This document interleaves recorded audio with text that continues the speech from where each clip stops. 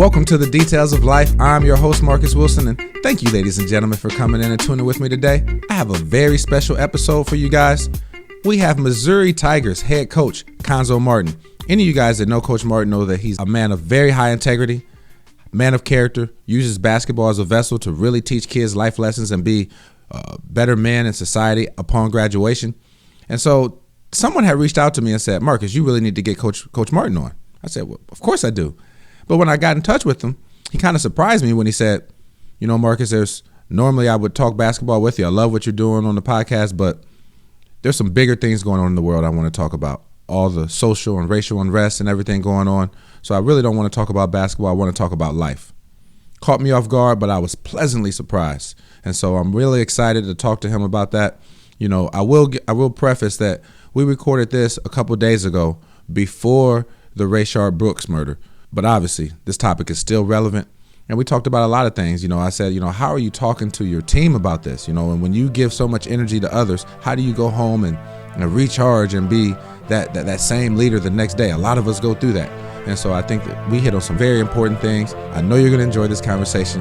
So without further ado, let's go ahead and tune in with Mizzou head coach, Cuonzo Martin.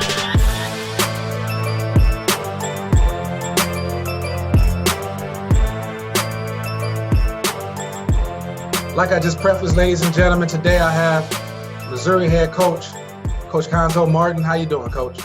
I'm fine, man. How you doing? Man, thank you for taking the time to come with us today. And this is a little bit different. You know, normally I'm talking basketball and how you build a culture in an organization and, you know, expectations for next year. But, you know, when we talk, like you said before, you said, man, you know, you get to do clinics all the time. So this is just a different time and this is a different topic. And so I appreciate you coming on and talking about this. And so before we get into some of those questions, you know, I've heard you speak at the coaches luncheon that we held in St. Louis a couple years ago. I've heard you speak at multiple events, and it always just resonates, you know, that you're a coach of character and integrity. You know, you grew up in East St. Louis, probably had many excuses and opportunities to fail, but here you are, a leader of men that put character and integrity first. So where'd you get that? Who helped instill that character and integrity in you to be the man that you are? Well, obviously, you know, first and foremost, I don't say this just to say it. Of course, it's God, but I didn't know that growing up. I didn't really develop a true relationship with Christ until maybe my going to my senior year of college when I really developed a relationship. And I had some bumps in the road after that. And then probably the last 12 or 13 years, I think I've been consistent. I've been strong. Now, outside of that, I would say my mom, you know, just raised me. But again, my grandmother was a wonderful lady. She lived, if I'm not mistaken, to be 103 years old, but a strong woman of faith. I mean, strong. Had 14 kids, so she was a powerful, powerful woman. And then, you know, my mom did a tremendous job raising us. What she did a great job of was instilling love in us. A lot of love, you know, you hear it all the time. It's like, you know, you get to an age where mom, you know, why you kiss me in front of my friends and all that. But she exuded a lot of love. But what she also did, she really forced us as young kids to dream. Don't be afraid to dream. She would take us, you probably heard me say this before, she would take us to home shows, those dream homes in St. Louis and outside of St. Louis areas. And we would have to take the bus from East St. Louis to St. Louis. And it was an Alta-Cider bus line. I don't know if they still have it, Alta-Cider bus line. We would always take that. And we would go into these dream homes and we'd lay on the bed like that was our place. It was just a good time, you know, and she would always talk about just dream big, you know, don't lose faith, you know, believe. Now, we didn't necessarily go to church every Sunday, and she wasn't necessarily what you would consider a spiritual woman, but she's a good woman, you know, just the right things. She believed in God and just talking the right things. And then she always just said, you know, try to be grateful for what you have, you know, even though you might not have a lot, you be grateful for what you have. And I'll say this, as we move forward, we had humble beginnings growing up, but we weren't poor. You know, we always said it in that area we were poor. We weren't poor. I've been around the world. I know what poor looks like. So we weren't poor by any stretch. And my mom, she worked in essential working jobs, and she did a great job providing for us. Yes. Yeah, man, that's important. And I wanted to start off with that because, you know, it's hard to get to this point in life where you're a leader without someone mentoring you along the way. So, man, getting to, you know, some of these social issues. You know, I wanted to talk to you. There's been a change. There's been a shift. It feels like there's more and more people speaking up, right? But I wanted to ask you, how are you processing and everything? Because for me personally, when I saw the death of Ahmaud Arbery and then heard about Breonna Taylor, and then the Amy Cooper call where she called on the Harvard grad who was bird watching, and then, obviously here with George Floyd. I think those things back to back to back is what really started resonating with people. And for me personally, I have a 13-year-old son. We were just talking about that. And so 2 times in 3 weeks, I had to have a conversation with him where he's like, man, why did they kill that black dude in the middle of the street? Speaking of Ahmaud Arbery and George Floyd, right? So that's been hard for me. So as you saw these things happening, what were you thinking, and like, how are you processing all of this? Well, it was I'll be 49 in September, God willing. So I wasn't surprised because this has been happening. And I'll kind of go back when I was in California, when I was at Cal Berkeley as the head coach. And I saw it up close with Colin Kaepernick because I was out there. And their facility is probably 45 minutes to an hour from that campus. And I was up close. And if there was time, that's kind of the mecca of protests, so to speak. I think maybe the first college protest was on Cal Berkeley's campus. But, sad to say, I think more than anything, self-preservation took over. You have to provide for your family. You want to get out there, but man, I still have a family, and for me, I'm not sure how anybody else operates, but it's not just me. I have nephews and nieces. Not that their parents can't provide, but assisting, helping them go to college, whatever that is. That's what you do as a family, or even people that are not biological family members or by blood, but you still help and assist any way you can. So that took over, and when this happened, and we had an incident maybe the year I first got here. I can't remember who. It's sad to say it's been so many, and that's hard to just say it itself, but. And I just said, I can't go anymore. And I thank God, and I'm saying this with respect when I say this, I thank God for having the COVID virus from this standpoint. It allowed time to stop. Normally when these things have taken place, we were able to say, okay, there's a sporting event 2 days later, a Super Bowl, a baseball game, a basketball. We can't, there's nothing there, so we have to face this head on. We have to deal with it. That incident, the whole world watched that knee. Here's one guy that took a knee for injustice. Here's a guy that took a knee and took a life. So you watched it up close in the whole world, so time stopped. And there was no tomorrow to say, I can brush this under the rug and I go. We had to face the head on. And I think the great thing where you're starting to see the shift in our country, everybody is coming together. So you see all walks of life, all ages out protesting. Now, in the midst of a COVID virus, we want to stand together for injustice. That is a beautiful thing. 100%, man. I never looked at it like that, where you're right, man. People weren't as busy. We might have been in the NBA playoffs right now, right? And it would have just been one other thing, just moving along. So, man, that's a good point, man. Another thing is, I used to coach. I still use basketball as a vessel to get kids into the YMCA, right? You get them in there and then start showing them mentors or other STEM or other things. And you are one of the best at using basketball as a vessel to teach young men how to become men, teach them discipline, teach them hard work, teach them how to teamwork. These things that have been happening lately, man, these are some hard life lessons to learn. So what are you talking about to your team through this? Or have they had any questions? And, because I know you're a mentor. So like, how are you using this to teach a life lesson to some of your players? Well, fortunately for us, we talk about this stuff all the time. In our summer months as a team, we have what we call real talk sessions, and those at least twice in a month, real talk sessions. And we talk about everything, this type of stuff, anything you can think of, they think of, we talk about it. And rarely, if I'm ever in those sessions, because if you're a coach and you're in that session, you're one of the guys. This is not coach. So I've always removed myself. Now, there have been several times over the year they'll call me in to be on something because it's something real of my viewpoint. But in most cases, whatever it is, we have one of our assistant coaches been running for years. He cannot report nothing back to me. That's their session. If they talking about me, whatever they want to do, but it's mostly life stuff. So we've always done that. Now we had the chief of police on here in Columbia, and I thought he did a tremendous job. And it was tough because I didn't tell the guys he was coming on. I have a relationship where I've talked to him. So when he got on, you pop in on the Zoom and all of a sudden you look and see, oh man, what was this? Just right. So the guys were they were quiet. Some guys kind of reserved, like he's already angry, stuff going on. And he did a tremendous job, Chief Jones, of just saying, hey, man, I feel you, I understand it. I'm not going to lie to you. I'll tell you the truth. You might not want to hear what I have to say. I'm saddened by it. We work extremely hard as police officers, men of law enforcement, to do the right things. This hurts us. This kind of sets us back. We'll continue to do right.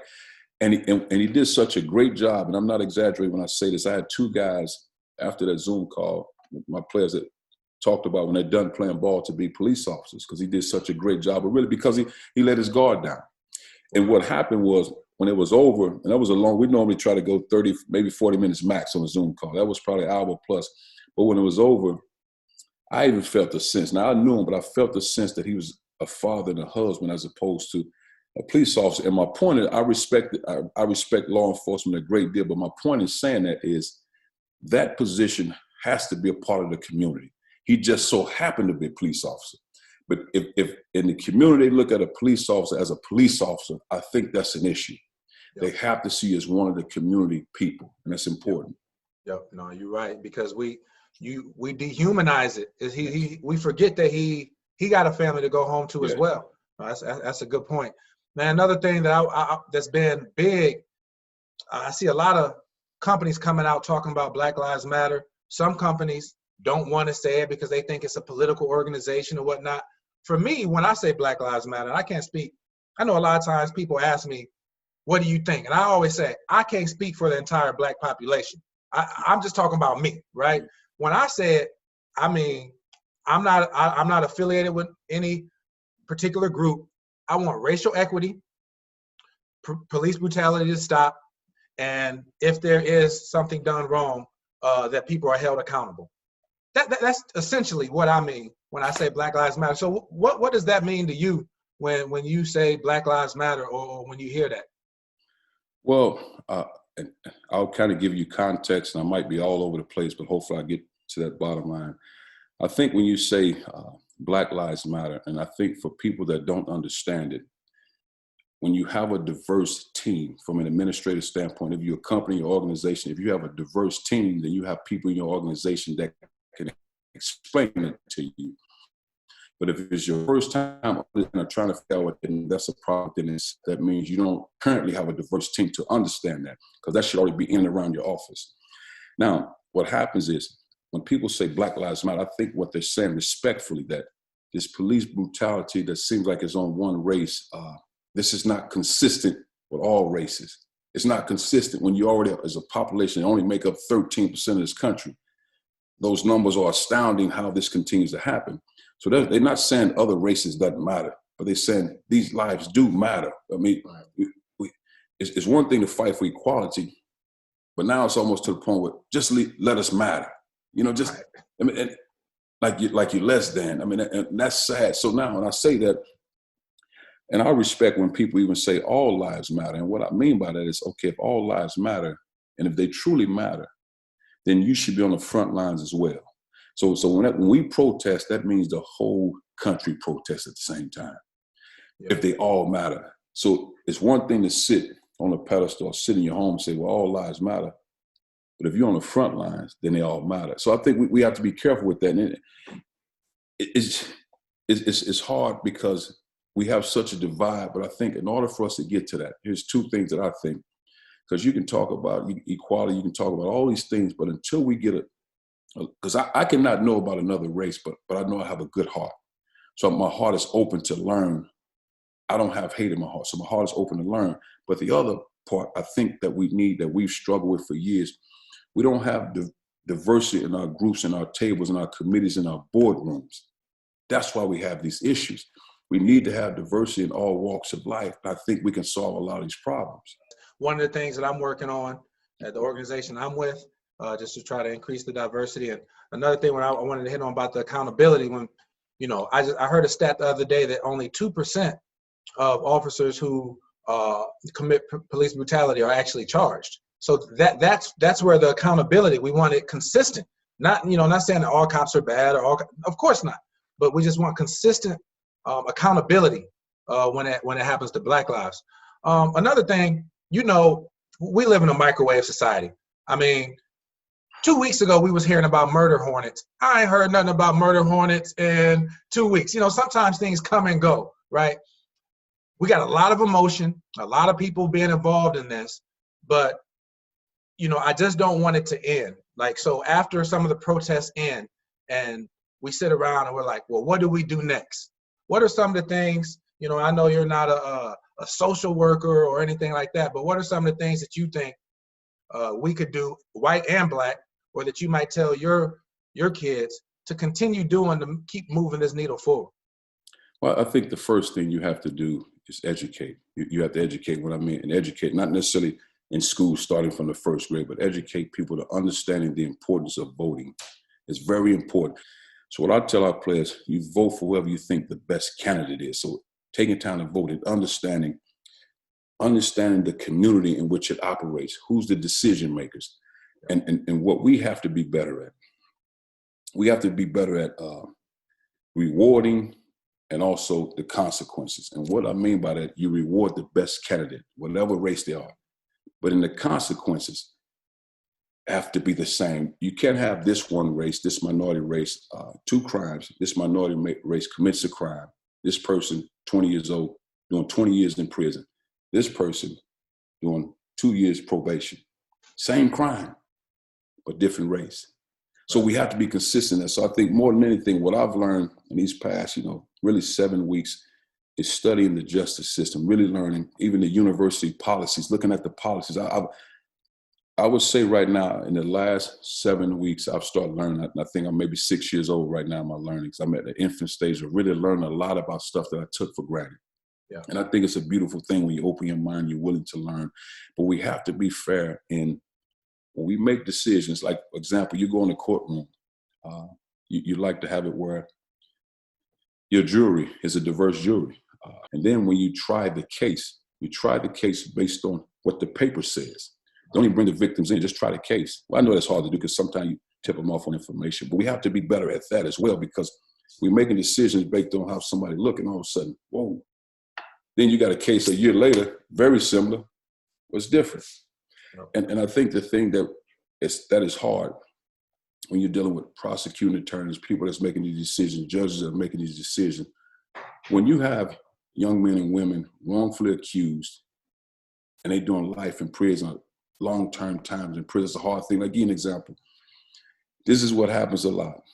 Young man goes, he's innocent. In this case, he's innocent. It's been proven a lot, he's innocent. And they say, well, you're looking at, you can take this 10 years, but if you fight the case, you can do the rest of your life in prison. Yep. But I'm innocent. I didn't do anything. Yep. And then I'm not as educated to really study and understand the fight for myself. So now I'm sitting there looking at 21 years old and I'm innocent, going to do 10 years in prison. I didn't do anything. And now all of a sudden I get out, if I'm able to get out, and you expect me to be a new man, a good man. When in most cases, I have animal instincts in me. I have rage in me. I'm violent. I'm worse off than when I went in. And you expect me to function in society. And then the other part, there are no jobs and opportunities for me to function and be successful. So how do you expect me to be successful? I think what happened, we have to find a way to stop taking men out of their households because that's crippling families. You can't take fathers out of the household. We provide jobs. Then they have opportunities to provide for their family. That's all they ever asked for.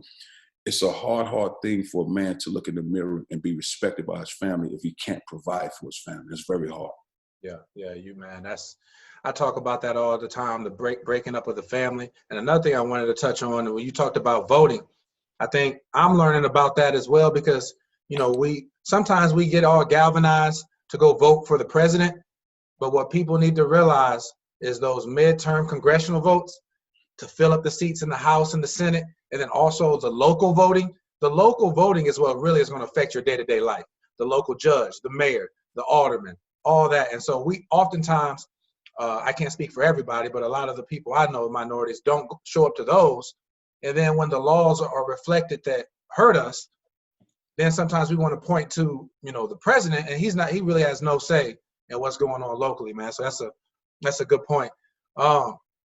Even just doing this conversation, I've done details of life with 20 coaches, right? ACC coaches, Big Ten coaches, all this, CEOs. most people don't want to talk about this. They want to stick to the kind of fluff stuff. You told me before we even got on, Marcus. I don't really need to talk basketball. We can talk real life. So why is it now? Because you've been more outspoken now. I saw you did an interview a week or so ago as well. What made you speak out now? And also, do you think it's almost an obligation or the responsibility of people with your type of platform to speak up? One thing I would say that slows me up a bit, I work for a university. So I'm under an umbrella of a university. So I try to respect that. I want to be respectful to that because I'm grateful for the opportunity. I want to be respectful for the space that I'm in. But I think what happens, and my mom, I've seen this all, and let me say this, and I'll answer that. I grew up in East St. Louis at the time, which is 100% minority Black community. But it was a great life for me. I never experienced any negativity with police officers. My assistant basketball coach was a police officer. He comes to all our games here. I got buddies that I grew up with that are police officers. So it's not a case of like I hate police. That's never that. But what happened, my mom, we were on a Zoom call, and my mom just said, and it hit me because my mom, she's always tried to be a positive woman, even through tough times, struggles. And my brother spent 10 years in prison, so we've seen it up close. And she said, the word sorry can't bring my son back. And I think that's what happens when what I try to get police officers to understand, even in this platform, when you're making that decision, and as a police officer, I'm trying to get home to be with my family. I think you have to think the same thing when you encounter a situation. I'm not telling any police officer how to do their job, but what happens is there has to be a level of compassion in doing their job. But you also have to have the mindset of a Navy SEAL to be ready to strike at any minute. So I understand that too. When you're walking up and you have your hand on the handle before you encounter the person, that's already a problem. So I think we have to be careful in those things and making decisions. So now as a police officer, if you struggle policing certain communities, then don't police that community. There's nothing wrong with there's many. Because what happens is when you police a community, it's easy to say, Mike, if you don't stop, don't tell your grandmother, boy, get back home. Because there's a relationship. Yep. I've been around police officers that doesn't look like me and been great guys. And I'm talking about guys that didn't know I played ball, didn't know I coached, and were wonderful people. So they are out there. But what they have to understand too, and Chris Rock, the comedian, he said it years ago, and I heard it years ago, but he talked about when he said he's talking to police officers, and they were saying, well, we got 7 out of 10 that do a great job.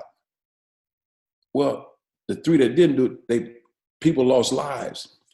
Now, for example, he went on to say, okay, now what if we have 7 out of 10, every airplane that takes off, 3 of them crash? Right. I mean, that's 150 to 200 people, lives lost. And each one of those people impact probably 30 other people. Right. So now you cripple a community. So I think that is, now again, I think that is a very, very tough job. And you have to be strong mentally, psychologically. That's a very tough job because you lay it on the line, and as a police officer, you can't flinch when adversity hit. I understand that. Right. But you have to be sound in your decision making. You can't take lives, and then you can't sit there consistently take one group of lives consistently. Those numbers don't add up. Right. Man, you're hitting on some good stuff. I wanted to ask you this, regardless whether we was talking about this or basketball or not. Every time I see you speaking doing in public speaking engagement, Chris Hollander on your staff is my former teammate. We talk about you sometime, and he said he looks up to you, like the guidance that you give and how you lead. It looks like, and I know this isn't the case, but it looks like you don't have bad days. Like you show up and you are a leader, and but even with me being the executive director of a Y, I have 100 staff. It's important for me to show up mentally and emotionally ready, and to be ready to give people hope, guidance, energy, right? But oftentimes when you are that person given that, you go home and sometimes you're drained, man. It can be hard. So one thing I wanted to ask you is, do you have a circle of people or close people that recharge you, and what do you do to get recharged on the days where you do go home and just like, man, I ain't got nothing left in the tank? How do you bounce back? I'll say this it was about, say, 10 years ago. And I finished reading a book, and I just said, God, I'm tired. I'm tired of running. And what I meant by that is oftentimes when I grew up, we would pray. And of course, as a kid, you follow your mom's lead. But I would pray, God, I'd like to get those new shoes. And not necessarily a brand, but I like to have, a pair of pants that me and my brother don't have to wear the same pair. God, can we, have enough food? You would pray that. And as you get older, those are the prayers of fear, the prayers of doubt. And I didn't really know God, but those were the prayers and the prayers of worry. And if you know God, those two don't go hand in hand. Worry, doubt, stress, and fear do not go hand in hand with God. It's all about faith. So I got to a point where I said, God, I'm just tired of running. I'm tired of running from this assignment. I'm tired of running. So I said, God, give me your toughest assignment, whatever it is. Give me that assignment. I said, and giving me that assignment, if it doesn't work out, if I fall to my knees, give me enough strength to get back up. And I also said, God, if I don't get back up, meaning I'm no longer on this earth, then provide for the family that you gave me, God. And that was a hard thing to do because you have to stand in that. You have to be strong in it. And oftentimes it brings me to my knees. But what happened, my faith is strong. My hope is strong. And oftentimes, even what we're going through right now, I don't walk around with what's going on in today's society and say, oh, God, I'm shaking in my boots. I know there's a God. I have a great relationship. And also he says in John 14:14, if you ask in my name, I shall give. If you ask in my name. So we have to ask him. And I ask him stuff all the time. And I say that. And what I learned in all of that, success, this is hard. And I mean, just all walks of life. Success is oftentimes born in a scary place. We're in a scary place right now. And I think we can do a great job coming. I can easily hate and be angry. That is easy. Right. The hard part is to love. I committed my life to Christ, so I can't hate. I can't be angry. I have to find solutions because this is what he's demanded of me. And again, like he said before, I'm not so much concerned with you being happy. I'm more concerned with you being holy. And you have to stand in that. And it can be a bumpy road, but I know he exists. So now when you say, who do I lean on? I have a wonderful mother, wonderful sisters. I've built a great relationship with my dad over the past years. We have a Zoom call with my family. It's like 30 of us, and we just started doing that. But my wife is a tremendous person, and I say this with all sincerity, the most intelligent woman, probably person I've ever been around. Very intelligent woman, sound, beautiful heart. Got a toughness level to her from the standpoint of when hard times hit, she's helped my children understand that. She don't tell me what I want to hear, and oftentimes I don't want to hear some of the stuff she has to say. But it's real, and you have to deal with it. I make plenty of mistakes, but I have to give her a lot of credit because I met her as a sophomore in college, and she's taught me a lot of things. So I'd say between my wife and my mom, I've gained the most value and learned the most lessons. Man, that's family. I know you're a family guy, but there it is, man. So the last thing I'll close with, I ask this question all the time, and I think you kind of hit on it all already. It's called the details of life. So I usually ask people, the details of their journey in coaching. Today, we kind of talked about the details of social equity and everything, but people who usually come on here have some level of success. So for the people who don't know, you had a really good college career at Purdue, obviously been coached at Missouri State and Cal and here. So what are some of the things, do you have any daily habits or routines that you do daily that you feel has helped you and help contribute to your level of success? I just think outside of, praying, consistent prayer. And I think a lot of times people somehow, I don't know how it happened, they think praying is weakness, or you praying to God like it's weakness. That really gives me strength. That's real strength. But I just think the accountability to do your job, whatever it is, to the best of your ability, to do your job like Martin Luther King said, if you're going to be a street sweeper, be the best street sweeper and do that job so well that the living, the dead, or the unborn couldn't do any better. So do the job to the best of your ability. And I think the other thing is, I think this is probably the hardest thing for all of us, is to tell the truth. To tell the truth, to be trustworthy. Can I rely on you? That is a hard thing for all walks of life. I can't demand that of my players that are young men when you have adults in this world that can't do that. Right. Then you have to have a level of compassion to you. You have to have a big heart to understand somebody's probably less than. All these essential workers that we're leaning on right now, they have lives too. Let's applaud and appreciate their lives. Let's help those people out. And then there's a level of gratitude. I'm grateful to be in this position. They can replace me tomorrow and this place will keep going. Right. But they can't take my gifts. See, God gave me a gift. I'll just relocate, but I still have the gift. I just happen to work this occupation, but I have my gifts. And I think the last thing, and this is for all of us, especially people that struggle, you have to have a level of toughness to you. You have to be able to get on your knees and fall down and get back up. Get on your knees, fall down and get back up. It's a hard thing to do when tough times hit. And when I say that, because I see my mom up close. I've seen a woman in some ways live almost hopeless because I don't know how to provide. I'm trying to provide for my family, trying to make ends meet. That is a tough feeling as a little kid. You're looking up and your mom trying to find a way to make a way. A hopeless feeling is a very scary place. I appreciate all the knowledge you dropped, man. And I appreciate even more that you decided that you wanted to talk about life issues instead of just basketball. You're right. Anybody can talk basketball, but, all the guys I know, I know you're recruiting a kid from my high school, Blake Wesley, and I talked to his dad, Derek, because he's one of the all-time greats from my high school. And everybody, him, Chris Hollander, anybody that's come across with you, I've always said, man, the man of integrity that you are. So I appreciate that, knowing that you are guiding some of our young men, white and black, to be better men in this world, man. So if there's anything I can ever do for you, Coach, you know I'm here in St. Louis here riding for you, and I appreciate you, brother. Thank you for having me, Marcus. Appreciate it. All right, man. Take care. All right. Yeah. Thank you, Coach Zoe, for that. Man, that was awesome. Man, you welcome on this show anytime. And so thank you again for not only coming on the details of life, but also just for being the man that you are. And like I said, continuing to develop young men and to be responsible, high character men in our society. That's always the goal.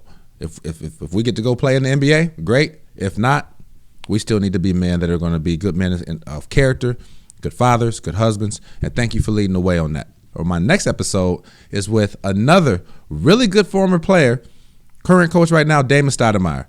Used to be called Mighty Mouse back at Arizona. I mean, he was awesome, electric, had a great career in the NBA. We talked about some really good stuff. He was a part of that Portland team that had a lot of talent. I remember their nickname was the Jailblazers for a while. They need to make a 30 for 30 on that. But we talked about all of that. And, he's doing some really good things out of University Pacific out on the West Coast. And so I'm excited to bring him on. So, this past episode was just something impromptu. It was just something very relevant in society. So we went ahead and put it out there. But we're going to go back to our normal schedule. Damon Stoudemire will be on Details of Life on Wednesday. So make sure you tune back in. You just get a little bit more content this week. These coaches are going to come in and, talk about life and talk about basketball and all the details that make them successful. Because you know what? That's right. Greatness is in the details, guys. Man, thank you so much for support. Hopefully you enjoyed this episode. Make sure you come back Wednesday. We're going to keep growing. Like, subscribe, share, and have a great day. Peace.